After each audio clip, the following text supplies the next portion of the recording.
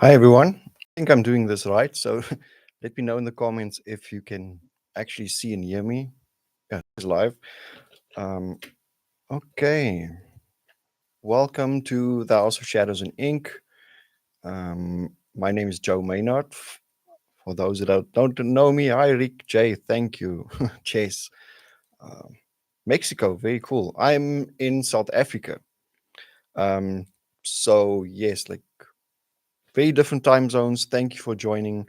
I'm going to try and make this interesting, tell you as many things as possible about what I'm doing, what we're doing here, why we're doing it, what we're busy with, answer all your questions, and hopefully, well, tell you why I'm doing this. And I'm going to do it every month going forward for authors, creators, and fans. Hi, Nashin. Thank you.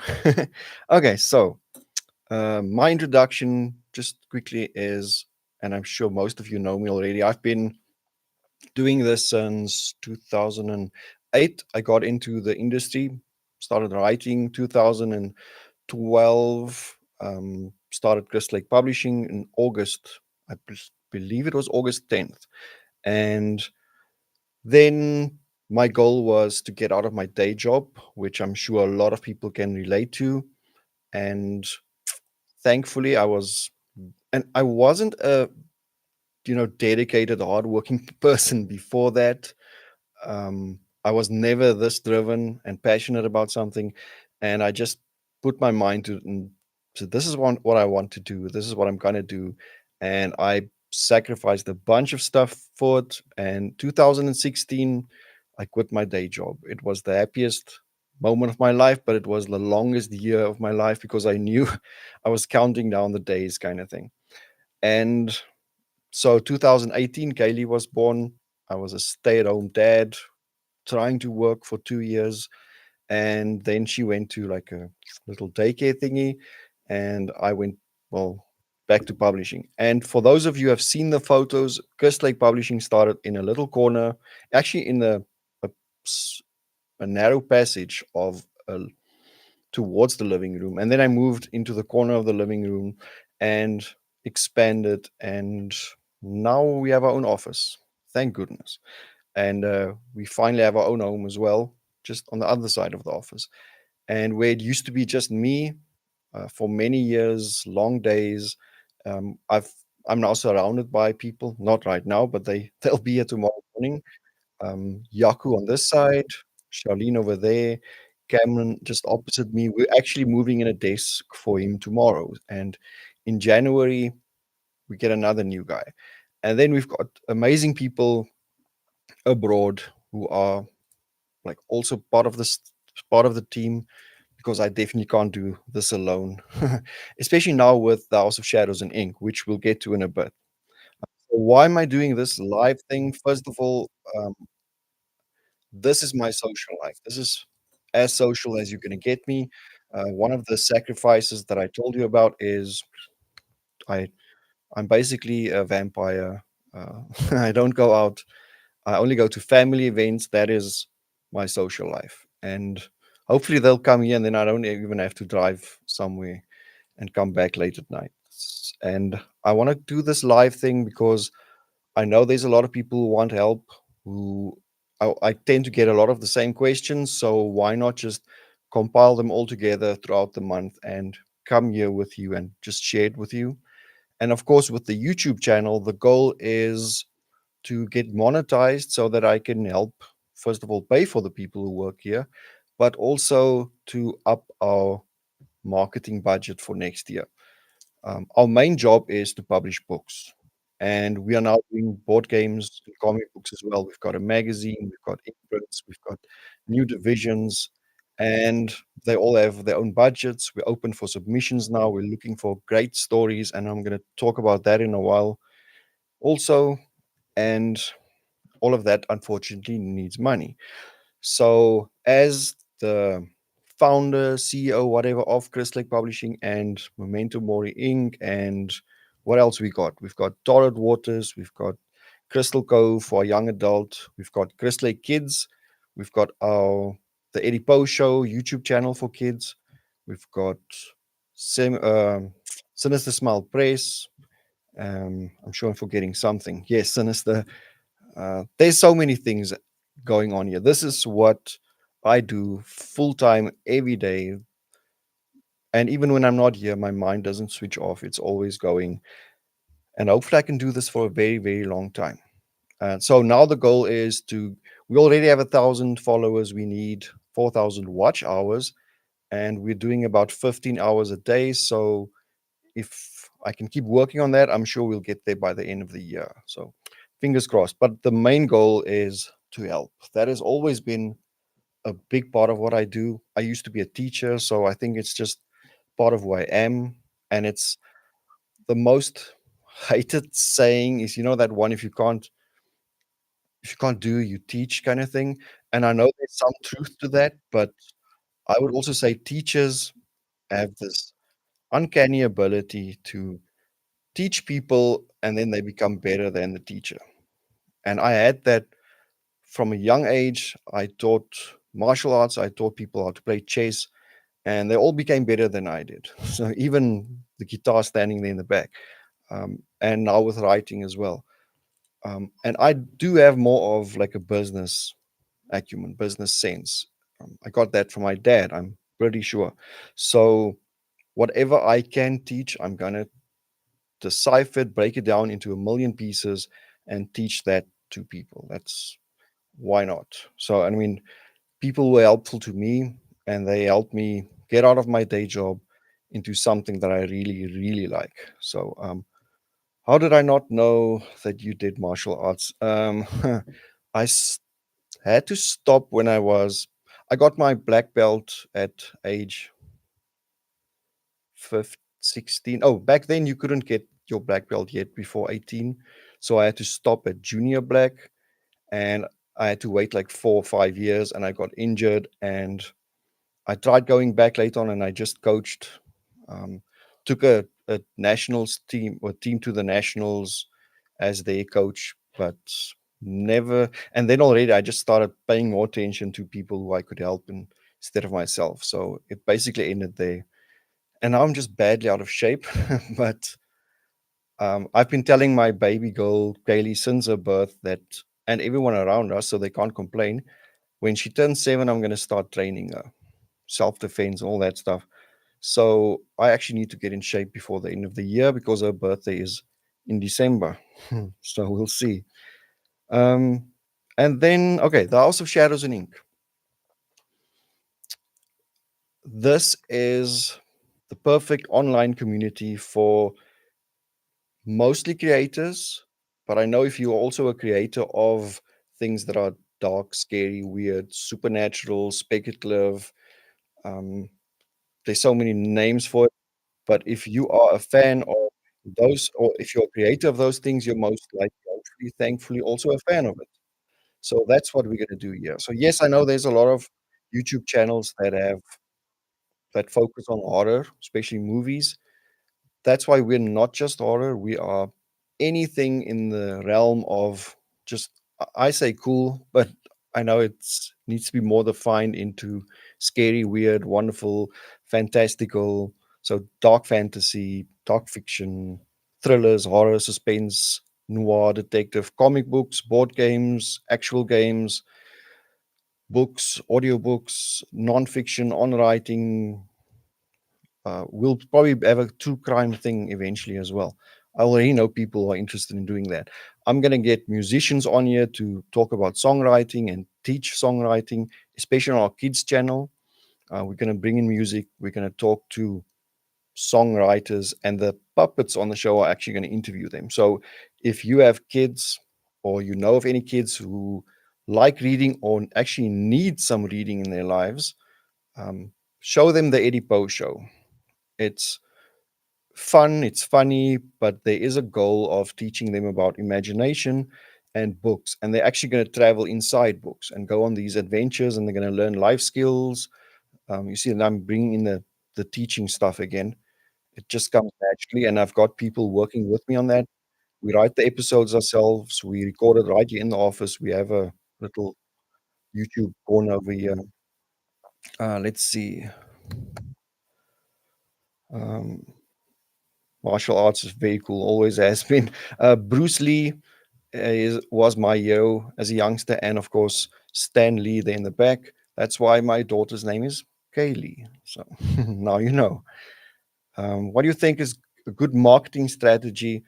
I actually talked about this earlier the week, and it doesn't matter what you're creating, community is the best thing. I think people have grown tired of ads. It's it's just not working. You see the ads, but you don't. I don't think you even take it in anymore. Like you don't even know what it was for. Even if you see like an ad on TV and it's funny and you tell your friends about it, and then they ask, okay, but what was the product? And you're like, I can't really remember. That's how I became after a while. So I would just believe the best thing is whether you can physically attend and be part of a community or do it online like I am doing, and you can join a whole bunch of them and word of mouth. If everyone's talking about your next project because they're excited about it and they care about your success, and you, of course, care about their success and their projects, word of mouth is the best and should actually be the only marketing tool out there. I know it's difficult to stand out, but I think just being a nice person and helping other people is a huge step in the right direction. We still test a bunch of different ads and techniques. And yes, then you get the finer points of like cross promotion inside the books, mailing lists, all that stuff. It's actually a combination of everything. There's no one exact thing that works, but it's expensive if you're going to try everything. So try what you can, get rid of what doesn't work, pick your best five kind of thing, and keep evolving, keep trying new things. Don't spend thousands on ads. There's not an ad in the world. BookBub, I'd say, is the most expensive one that actually works. But I wouldn't even. I get emails from big magazines that ask like $7,000 for an ad. We've tested $1,000 ad in a magazine, sold no books that day. So if you can't afford it, don't even try it. It's not worth the risk. Okay. Let's see. Um, yes, the Eddie Poe show. So we record, well, on Mondays, I write the new episode. We talk it out, we act it out, we figure out what the lesson is and how we're going to like angles and all that stuff. And then we normally record on Tuesdays, and Wednesday evening or Thursday, the episode goes out. Thankfully, I've got people who can edit the videos. I can do a little bit of editing, but um, I move on to the next project. So what is Crystal Lake's primary target market? So, yes, of course, horror readers, but because that's where we began. So, most of our hardcore fans come from that horror market.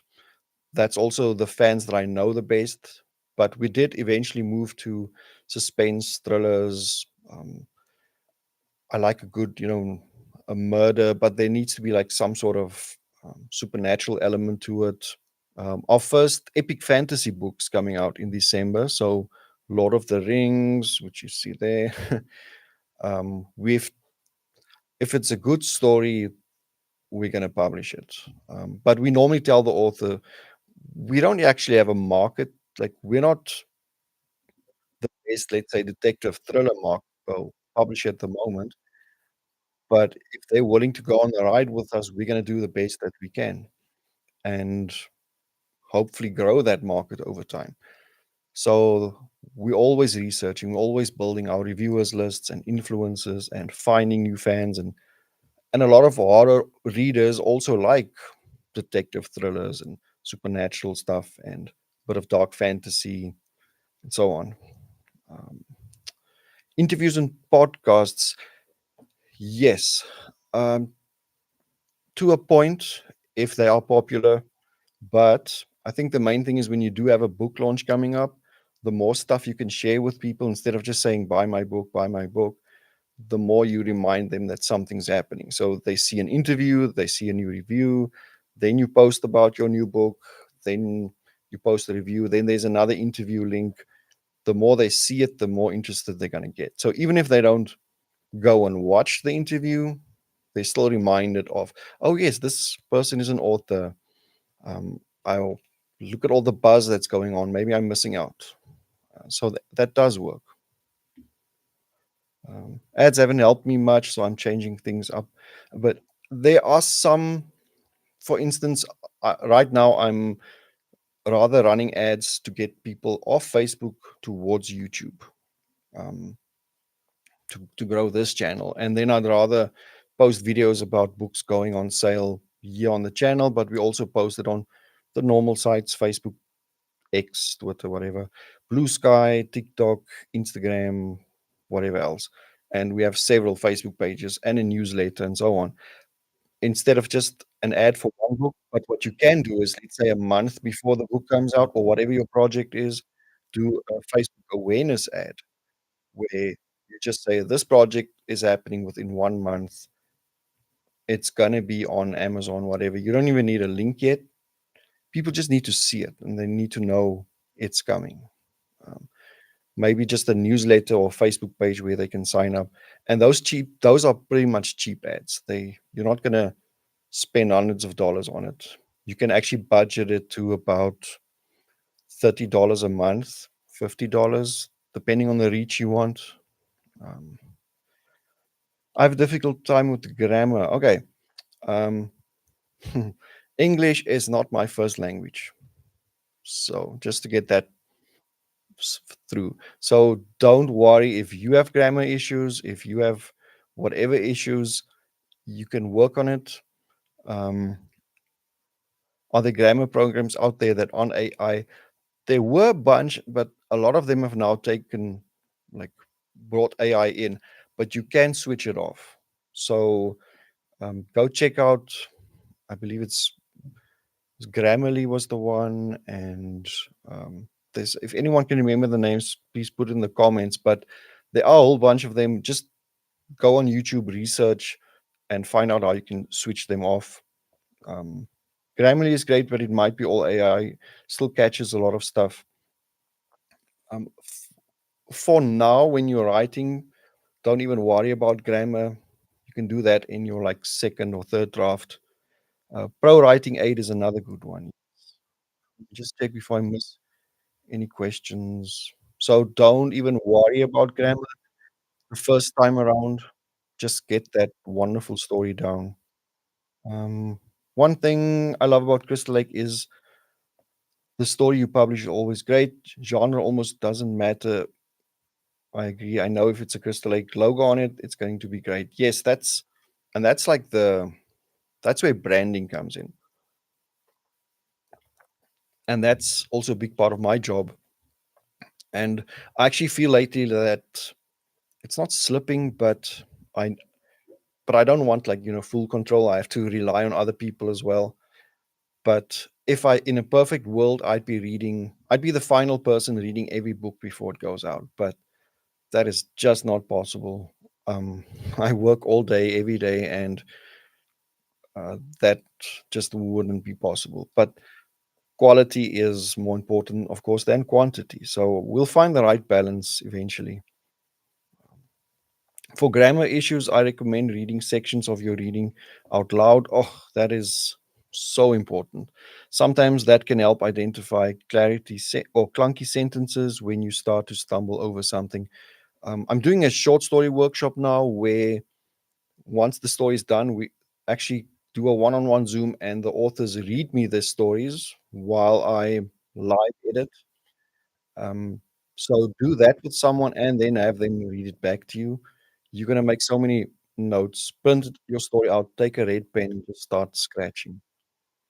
Um, when you're looking for authors to publish, are you looking at how the author interacts with the audience, activity, engagement, etc., besides just writing a good story?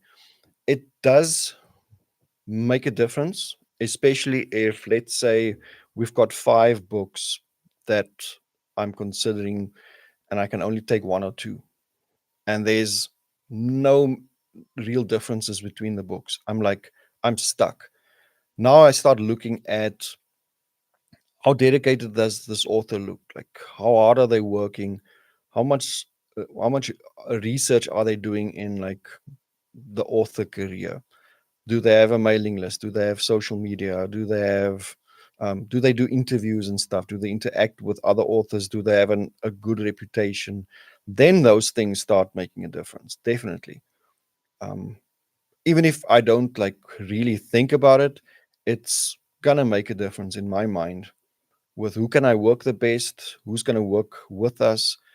Because even if you publish with the big publishers these days, you kind of have to be online promoting your work, be open to doing live chats and stuff. And 3 years ago, I couldn't even do any interview, recorded, whatever. I did email interviews, that's all, because I couldn't do anything on camera because I was held back by, my own insecurities and being like my language barrier. Because sometimes can't think of the right word, kind of thing.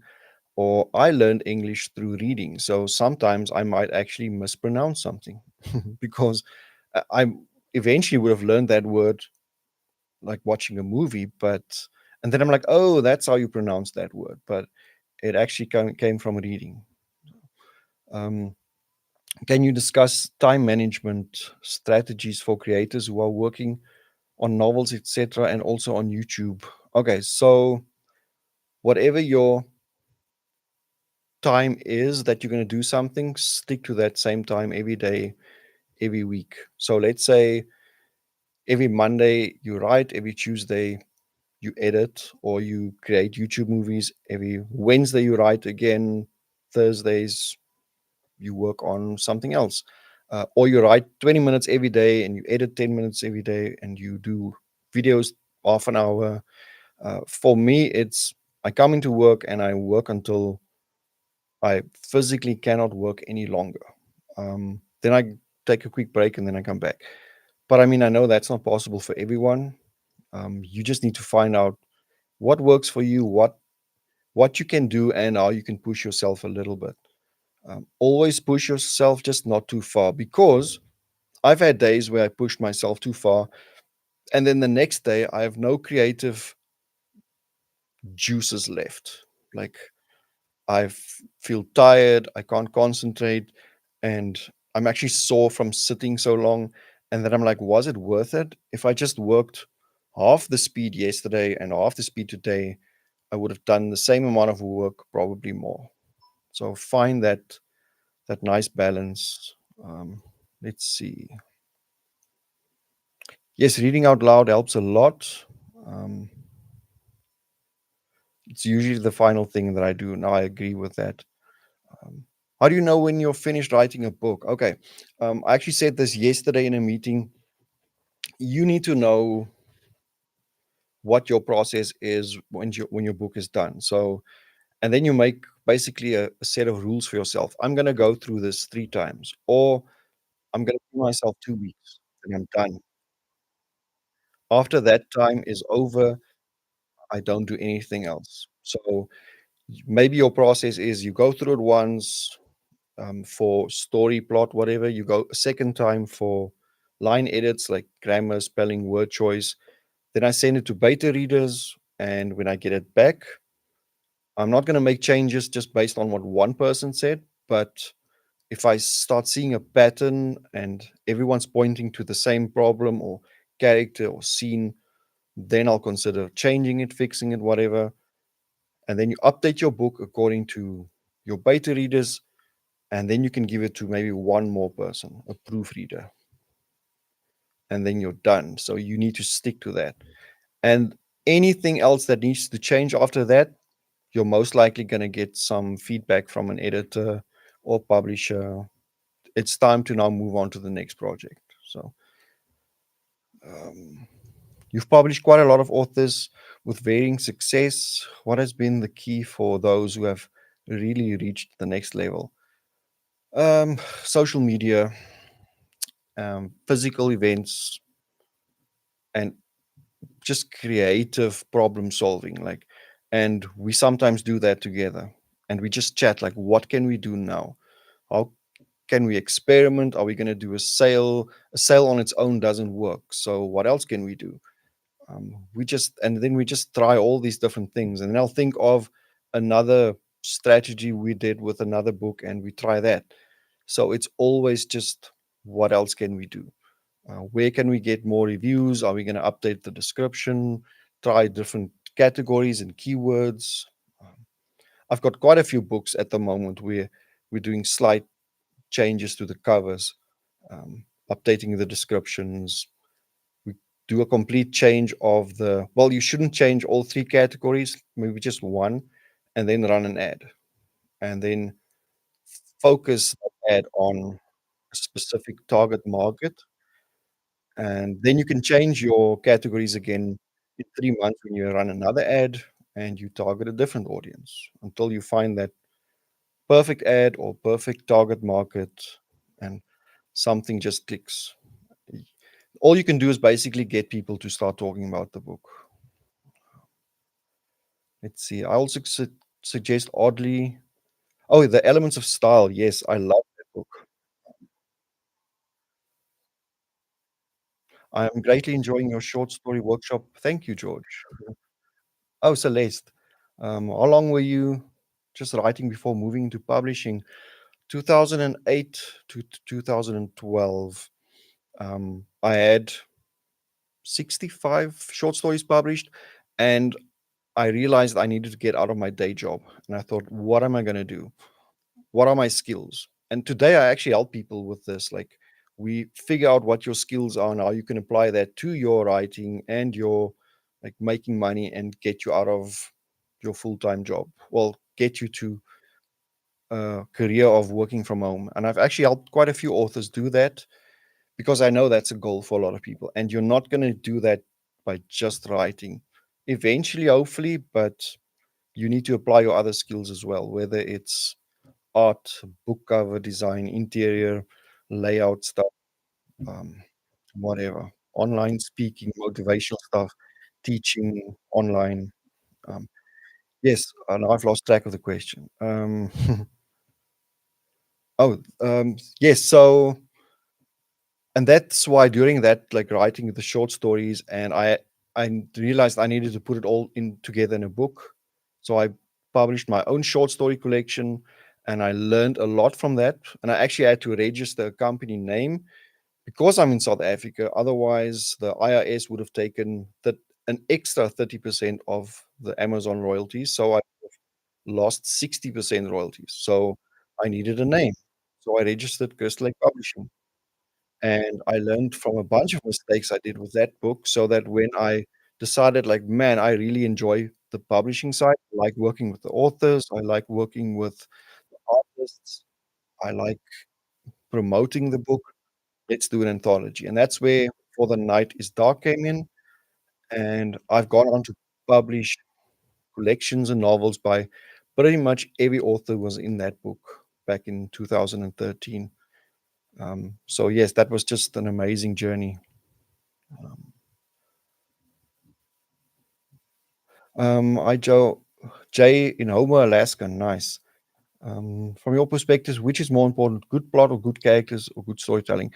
Good characters you can get away with a lot if you have good characters. Really, it's like if you're watching a movie that has bad graphics and everything, but you really care about this character and whether they make it, even if you forward the movie just to get to the end, you're going to forgive a lot to follow those characters. But again, it's a good balance is better, but man, a good character can go a long way. Um, English speaker here, I still mispronounce words and make up my own words accidentally when I play Scrabble. Yes, so I actually know by now which words I struggle with, and there's a whole bunch of them. And even when I spell them, there's like always this one place where I put in the same letter every time, and I actually discovered a new one this week, but I just can't remember now what it was. Um, yes, good story before anything. I like a good idea, like something I haven't seen in a while. Like, man, that's a good idea. it wasn't well executed, but what an awesome idea by that author or m whoever made the movie, whatever. Hopefully someone else can then take that further, and you actually maybe kind of birthed a new kind of idea that people run with for the next 10, 20 years. Um, oh, yes, reading aloud. It's one of the things I recommend the most when it comes to your work. It's like, let's say whatever your work is, you're gonna have to show it to people at some point.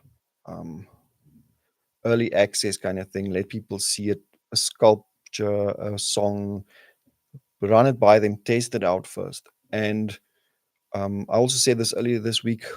We all listen before we were able to talk. So people have this listening skill where they're gonna catch mistakes really quickly. So use that skill, not just in yourself, but in that person, and it actually becomes better. So the more you do it, the better you're going to become. That's why when authors read me their stories, I can edit as they read because I've done it so much. It just becomes easier, more natural. It's like the more you're going to do public speaking or read your story out loud, the better you're going to become as well. Let's see. Yes, Toastmasters. We practice speeches to make them sound, uh, to make sure it sounds right. And it just gives you that level of confidence and just a sense of ease. And then you talk slower because the moment you start rushing, I used to have, it might still happen every now and then. I get so excited because I love this. Like, I'm very passionate about everything that I do that I run out of breath. And it actually looks like I'm going to have a heart attack or something. Yes, art is never finished, it is abandoned. You basically just hand it over to the rest of the world. It's out of your hands now. Um, Raven, I finally caught me live. Well, it's going to happen more moving forward. I actually want to see if I can get some of the other people on the House of Shadows and Ink to do lives as well. So Jasper Bach with these comics, Nick Roberts with movies. Who do we have? John Cohen is doing the board games. I've got two young guys doing the like computer games, PlayStation, all that stuff. And I hope I'm not forgetting someone. Um, let's see. What would you do to a book synopsis to make it more than a dry recital of events? Okay, if you're talking about a synopsis that you give a publisher, you keep it as dry as possible. You need to just say this happens, this happens, this happens, this happens, all the way to the end with the twist, everything. You don't have to show off your writing skills. Just don't make spelling mistakes. That's the worst. Make sure your sentences actually make sense and that you make it as easy to understand as possible. If you're talking about a synopsis like the back page description, that is so copy editing, copywriting. That's also a skill that comes, and you're going to have to do a lot of testing and retesting. And go on Facebook, go on if you have a Patreon, if you have a beta reading group, authors like a community like this, run all the different versions by them and let them vote. If a good tactic of promoting your book is actually asking people for input, like, here's my two covers, which one do you like the most? Because you're promoting the book, but you're not shouting, buy my book, and you're involving them. So by the time the book comes out, they're already involved. They feel like they're part of this journey. So they're going to support you. Let them help you with the cover, the subtitle, the does your name go at the top or the bottom? Um, Many things like that. So including the description. But and over time, you will get better and better at it. And that's why it's good to also help other people, other authors, because then you're going to learn much faster. Um, the standard uni course session in the USA is 50 minutes. What is the best time frame for an online YouTube course session? Good question. I still need to figure that out myself. I'm going to do I'm going to record 3 workshops this week on writing dialogue. And one is going to be for beginners, and then those who are ready can basically just click on the next video, watch intermediate, and then the next one for like the more pros who want to actually push themselves a bit. And I'm thinking about 20 to 30 minutes um, should be good. It's hard because you want people to stick around until the end. I know YouTube promotes videos much easier if people actually watch the full 100%. So they look at a combination of things, including click-throughs, your thumbnail, and how much of the video people actually watch. So I'm gonna test those things out, and then every time I come online like this, I'm gonna share with you anything that I learn from YouTube and all that stuff. Um, Joe, did you hear back from Bob Dylan or his people? No.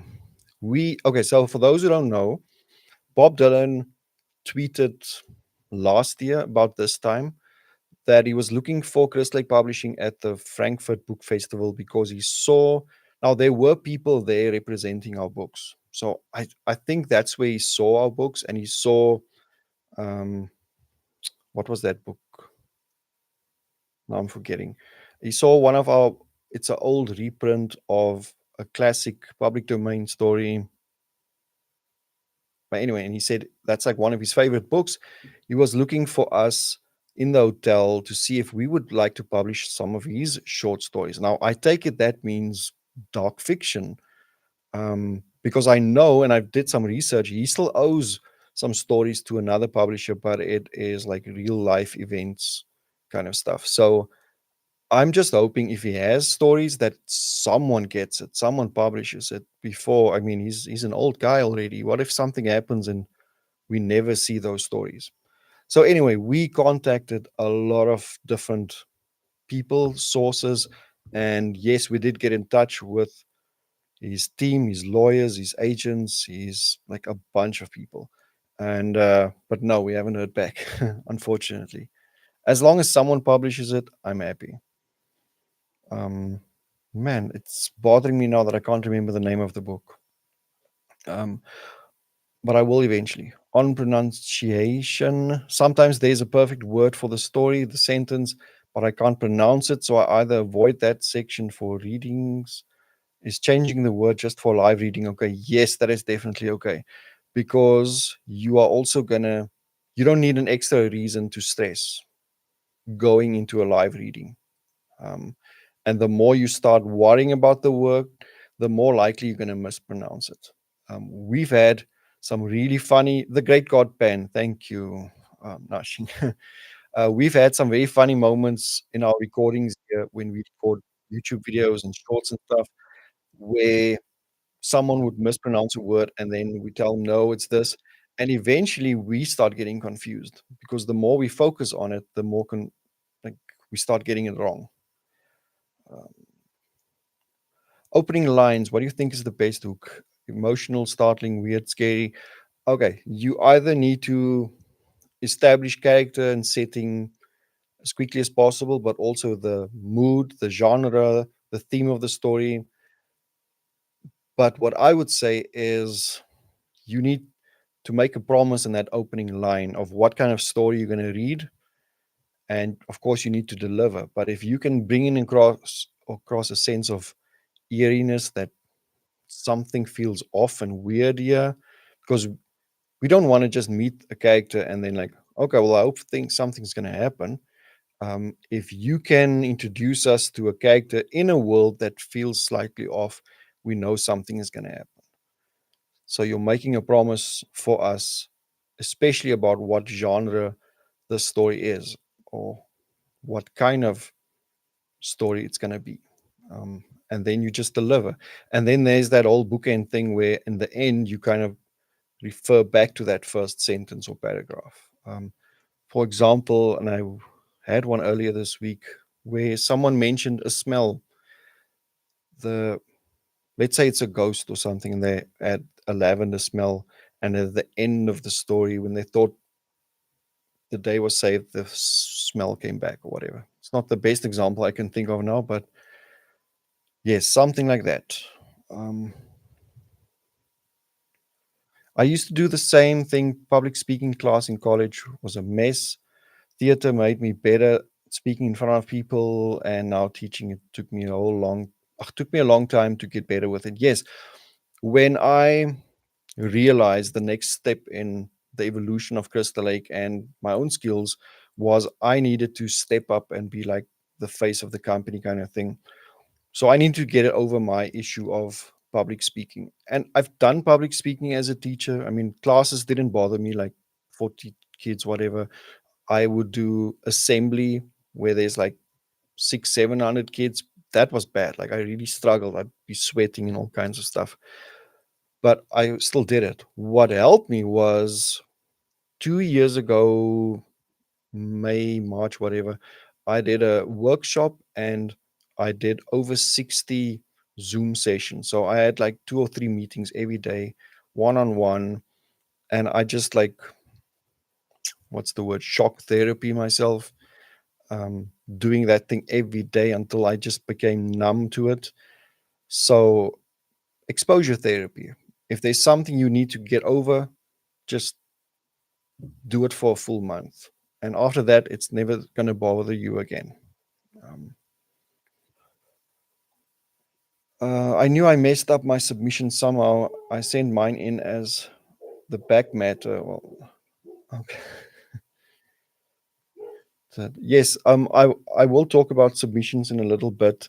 There are some common mistakes people make, but a lot of the books are amazing books, and it's making it really hard to choose. Um, but every now and then there is something that I don't want to say makes it easier, but gets the rejection. Thanks for holding this live chat. It's my pleasure. It can sometimes I think this be scared to reach out to publishers. So thanks for your efforts. Yes, I want to be, and I've always been as approachable as possible because I really want to see. I mean, like all these books that I've seen now with the open submissions, a lot of those books deserve to be out there. Unfortunately, I can't take them all. Um, and if people want to end up self-publishing, we even help. Well, we don't help with that. We don't take money or anything like a vanity publisher. But if I can give you advice and teach you things through workshops, then I'm going to do that. Because in the end, it's about the books, the work, the movies, the comic books, the projects, the art itself. So, um, hi everyone. Yes, Great God Pen. My favorite opening line is either from it or the Gunslinger. Yes, the man in black fled across the desert, and the gunslinger followed. Um, that I read the first book. I actually haven't read the rest of them yet. I don't get a lot of reading time these days, except for submissions. Thank you for regarding the opening line. Okay, yes. Okay, now what? Oh, yes, the open submissions. Let me just run through that a little bit. So again, those who are fans of the House of Shadows and Ink, yes, most of what we do is going to be focused on the creators and helping them. So there's going to be a lot of authors, especially because I've been working with authors and books most of Crystal Lake's lifespan, but we are moving into comics and board games and all that stuff. In 10 years, I'd love to be not making movies, but maybe short films, animation kind of stuff, or get some of our books turned into movies. We actually have a few in the works. We've actually seen contracts already, but it is a very slow process. Anyway, so open submissions. We are receiving 7 to 10 a day. I'm reading 5 a day. So I'm falling behind every day. But we are open until the end of September. So hopefully by end of August, I'll be done with all of them. And then we just have to basically decide.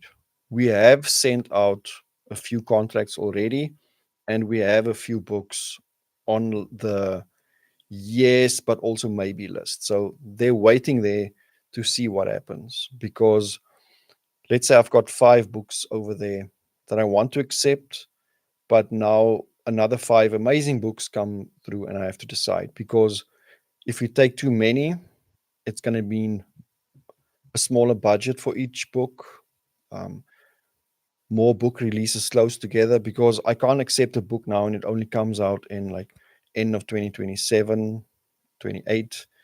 Um, you authors don't expect that from a small press unless we can offer them like a $5,000 advance, which unfortunately I can't afford right now, but maybe next year we'll see. um, yes, and some common mistakes in the synopsis is, even with a normal just Google search, what is a synopsis or an example will show you the basic skills or, well, layout of it.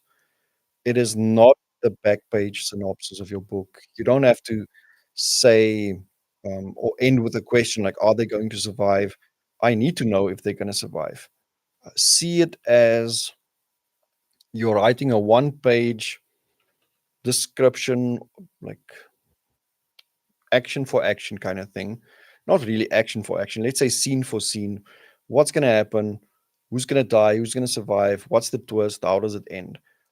When we send our books to agents for to represent to film, like film rights, they go to Netflix meetings and all that stuff. Those producers do not read the books. They read those pages. They'll read a paragraph pitch, and then they will read like a one page synopsis. They just call it something else. And then they will look at comparative titles like other books, series, movies that is similar to this one. They never read the book. If they decide yes, they're going to give it to a screenwriter and they're going to write the screenplay. They don't read the book. So see it the same way. As the publisher, I'm going to read the first 3 chapters, your synopsis, your bio, and then I send it.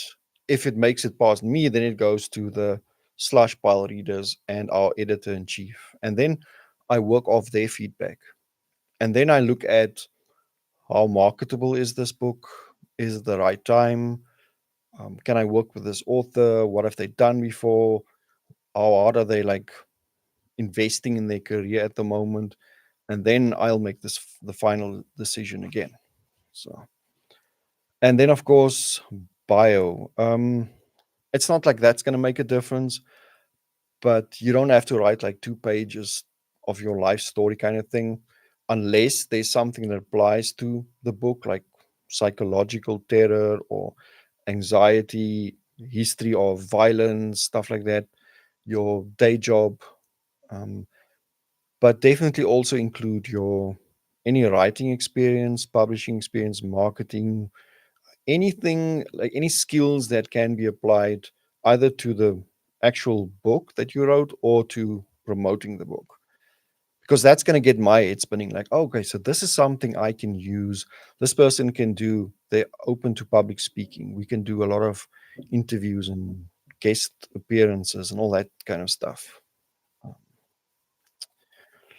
Let's see, audiobooks. That's how I get my reading in. I've tried some audiobooks, but I can't work and listen to an audiobook. I get distracted and I can't s- lie in bed with an audiobook. I'll fall asleep. I'm one of those lucky people. When I go to bed, I'm gone in like 20 seconds. So uh, that's why I go to bed when I'm solidly done. And I've tried reading.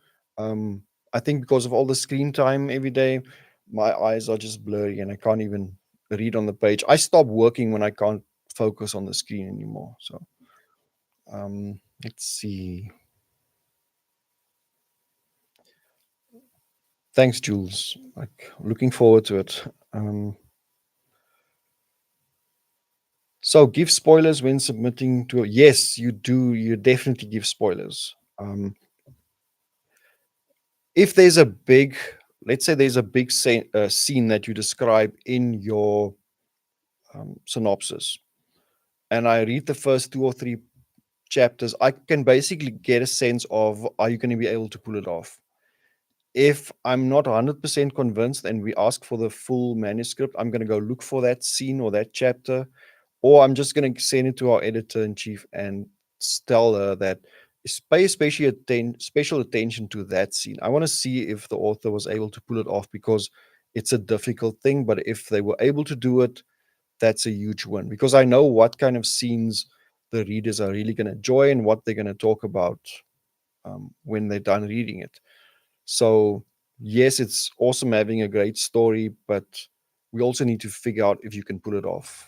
Um, and there's nothing wrong with admitting that your ideas are 2 or 3 years ahead of your actual skill. Just keep practicing, keep learning, keep attending stuff like this, learn more, put it to practice, and then become better. Um, it's a good thing if your imagination is ahead of everything else. Imagine you were a talented writer and had zero ideas, then you can probably just be a ghostwriter. Um, when we submit, would you want the fun bio and the professional bio, just the professional one? I'd say a mixture. Um, the in the end, it depends on where it's posted. So if you do like a blog or an online interview or something, go with a fun one. But when I say fun, I mean something that fits your personality. If you are like one of those professors when they speak, the fun bio is just going to confuse people. So stick to the professional one. In the back of your book, you'd use the professional one. Um, if you're submitting to a publisher and your book is, let's say, dark humor, definitely the funny one. Otherwise, the serious one is probably best. I don't mind. I like having a good laugh. Um, and I think you also want to put the the person who's going to read this kind of at ease, make them feel more welcome. Because after reading a couple of bad submissions, I'm like, oh, not another one. Like, I hope something is going to be different here. And when they read a good bio, they're like, oh, this person can write because they made me laugh or they made me care about them already. The same way you would make a reader care about a character in your book. Let's see. Um, before submitting yesterday, Raven, don't worry. That's it won't be that bad. Um, and you can send in a. I'm so I'm so far behind that let's say I'll probably take about 15 days to get to anything submitted today. So if you want to send a follow up email, just send it in the same thread. Don't start a new one, like a new email. Just reply in the old one. Let's see. Okay, so professional bio, that is, and that's it's very difficult to do professional bio if you don't have a lot of books out there yet. So that's basically here's my writing experience, here's all the studies, here's all the courses, here's this book came out from this place, this short story was published in this book that year. It's just a list of your publications basically. Where in one of my funny bios, well, more entertaining ones, I shared my like which authors inspired me the most, what my goal is, and definitely share with people what your goal is as an author. Like, I'm in this for the long run. I have been doing all these courses. My goal is to become a career author, whatever. Share those things. Yes, and my funny thing was I had two dogs and I love them to death, but I'm sure when I die, they're still going to eat my body. They're in the corner of the kitchen or whatever. I can't remember the actual words, but that's how it ended. So, in a professional one, you wouldn't put that in.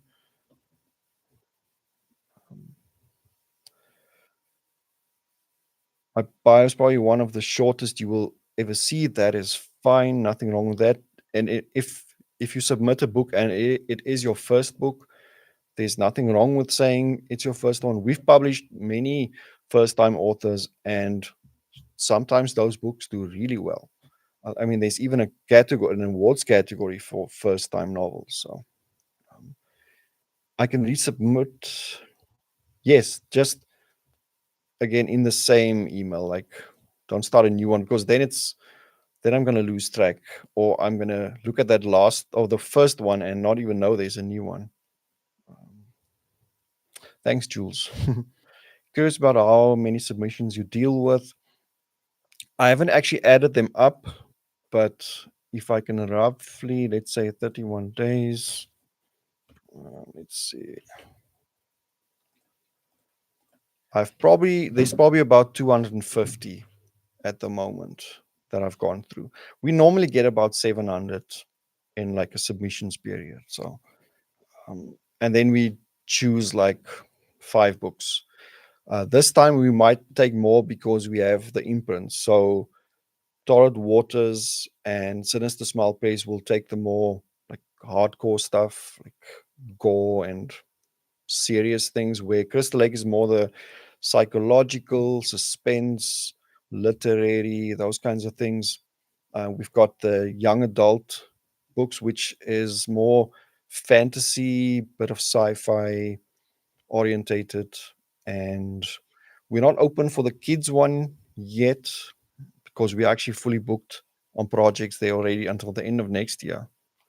Um, yes, and I actually checked yesterday.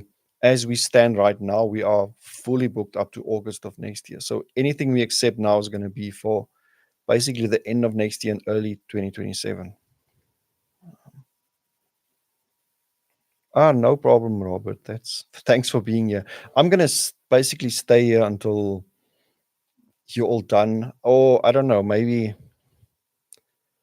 I should end it so that you come back next time. We'll see.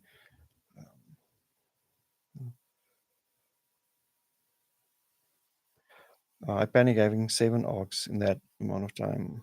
Okay, folk horror. Yes, we love folk horror as well. Um, Nothing wrong there. The, I don't have a specific genres that I love more than anything else. I love a good story. I do struggle a bit with hard sci-fi. I used to read it as a kid, but I missed too many years when I moved over to Dracula and Frankenstein and those things. That there's a lot of the words in sci-fi that I have no idea what they're saying, like all the buttons and the gadgets and stuff, and that pulls me out of the story. Um, if you know your target audience and they know those words, fine, but never use words that are going to confuse your reader. Don't show off your fancy vocabulary, because the moment you either make them feel dumb, your job is not, you're not like the word of the day calendar, toilet paper, whatever. Um, you need to keep them in that story. Make them forget that they are actually inside their own bodies. Make them believe they are in that story, in the book. And I think that's something authors also need to do. Forget that you're a human being struggling to write words. You are there in that page. You are like the ink bleeding onto that, not even a page. You are in that story. Forget about hunger and thirst and whatever else. Put yourself in that professional mindset. I'm a professional author and I'm going to create now, or sculpture. I've seen sculptors playing music loud, like no distractions. They're in the zone. We've seen actors do uh, what's the word? Method acting. Why can't authors also be like just in the moment, no distractions? Get yourself in the right mindset before you start writing every day. Um, what is a trope you'd like to see more of? I don't want to say because um, I don't want that to influence my like what I accept and stuff, but I'm loving vampire stuff at the moment again. I've always liked vampire stuff. Even when people said zombies was over, not for me. I still like that. Even when serial killers was like n- all the publishers said, please no more serial killer stories. It's just because they were done to death, but I still like them anyway. Um, but yes, there does come a point where it's like too much. So even with all the vampire submissions we have received so far, let's say there's 5 good ones, I can probably only take 2 of them. Um, We can't have too many vampire stories coming out. So even if four of them are really good, two of them are not going to get published. So don't worry too much about tropes right you love. And if there is a hot trope at the moment, it's most likely too late to join because it's going to take you, let's say, a year to write the book. Then you need to get it accepted, and then it's like another year or two before the book is published, and then the trend or whatever is over. So you kind of need to start the next one. Um, Method writing, yes, I think we need to do that. Um, yes, dark psychological suspense, anything that makes people think about your book after it's done. And that's where the psychological aspect comes in. With short stories, we were talking yesterday in the workshop, that last line, you need to like gut punch the reader, make them like, wow, like what an end, what an ending kind of thing. Um, I remember when I watched the Blair Witch Project, I was probably 20 or something. And the rest of that day, my friends and I, we couldn't stop talking about the movie and the ending. And everyone said, like, oh, they slept so bad that night. They were like having these nightmares and dreams and they couldn't lie still. And I don't know what else. And so, well, we need that with our books, kind of thing. Um, yes, smell your characters.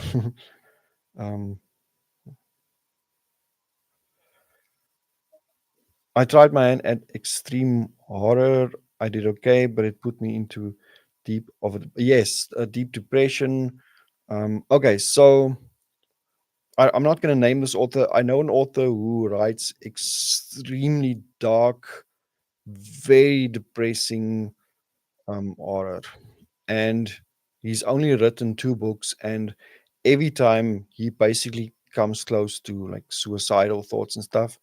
And I just had to tell him, like, I think this is the end for this kind of stuff because I'm not going to be the one pushing you to create more of this. It is just way too dark for him. Um, it is true that we become what we, like eat and take in and all that stuff. Even sometimes when I watch too many horror movies and stuff or psychological suspense, whatever, dark, depressing. I'm like, okay, now I need some comedies. Like, and then I'll go like 2 or 3 months of just like taking in good mood, happy ending kind of stuff. Because I have, well, this was long ago. I've, I can work very hard now, but I think when I was still teaching and trying to do this, I had burnout twice. And you go into this really deep, dark hole and you get sick often and all that kind of stuff that goes with it.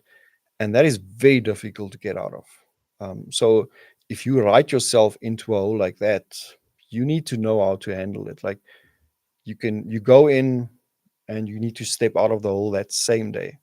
Don't, it's like that thing, don't go to bed angry with your spouse. Don't go to bed depressed so that you can tap into that tomorrow. You need to, so when I'm done working here tonight, I have to go and do something else to reset my mind before I go to bed.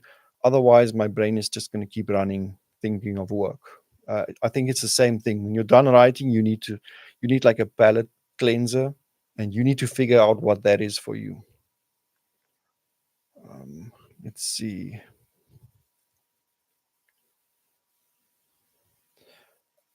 I dabbled a bit with cosmic horror in my manuscript. Want to pursue it more in the sequel. Yes, cosmic horror. Um, I like how it's grown more popular over the last like probably 10 years. Um, read the best ones out there at the moment. If you need any, what's the word? Any help choosing which books, like references, talk to Jasper Bach. He's actually done a deep dive into cosmic horror when he researched his Draw You In series.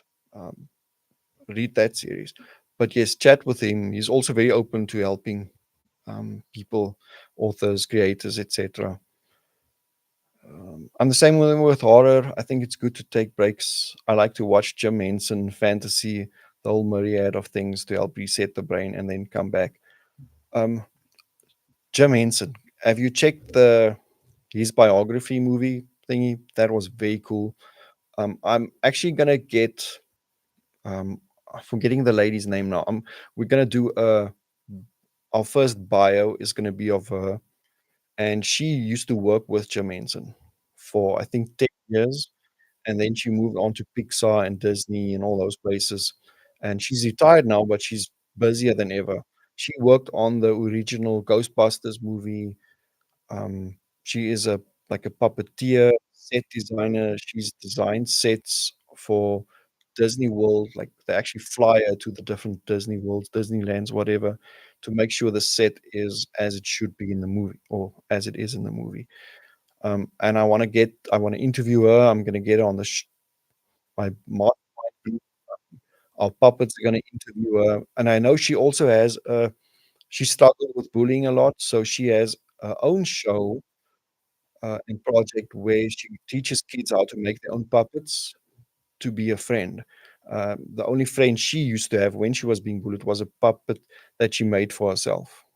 So yes, those are, and she worked with Jermaine's, and so she has very cool stories actually about him. Um, what genuinely scares me, sharks. um, I don't know. Oh, good question. There's not one specific thing that I'm really scared of, but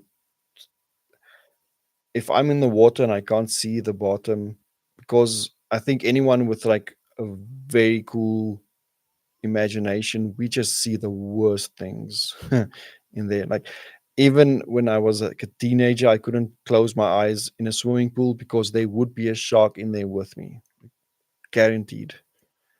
Um, Psychological suspense, very good. The Home by Judith Sonnet is a great cosmic horror that was recently released. I remember Jasper mentioning her name. Um, yes, and if you are looking for any kind of motivation, Jim Henson's bio, it's like a documentary thing. Um, I mean, after finishing that, I basically decided I'm not going to wait 5 years before I can afford animation. We're going to use puppets, and we the ideas that I already had for a show turned into a puppet show. Um,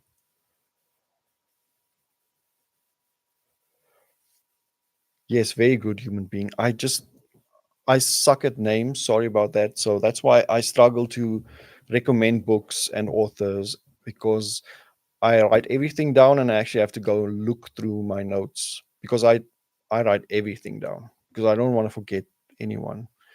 Let's see, very deep water. What was the sign there with that Stephen King movie with the raft? There was also a sign. That sign freaked me out. Um, was it just no swimming? There was just something, and I'm sure they either made the sign like dirty or it was skew or something. There was just something off about even the sign itself, and that is magical. Whether it was the director or whoever, those are the small things that freak people out. Um,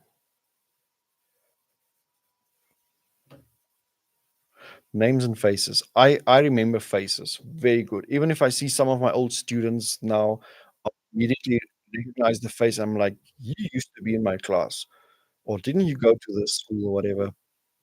But names, no. Let me just check my notes quickly. Man, there's so many things I can still talk to you about, but maybe we should leave it till next time. Um, mm,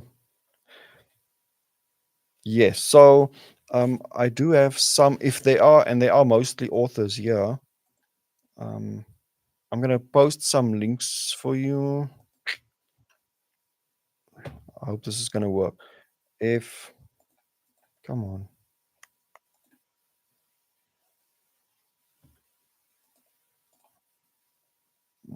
It's not working. If you are an author, definitely sign up to this newsletter. I know a lot of you probably are already. Um, there's one.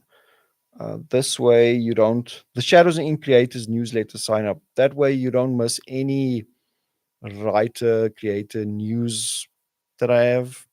Um, and if you're looking for a community to just chat like we're doing here in this chat, there's the free Artbeat tier for Shadows and Ink creators. That's where I do all kinds of workshops as well and my mastermind group and everything. But tier is free, it doesn't cost anything. So go on there, chat with other authors, find a beta reading group, ask for help, offer help, whatever. Um, and please tell your friends about the House of Shadows and Ink.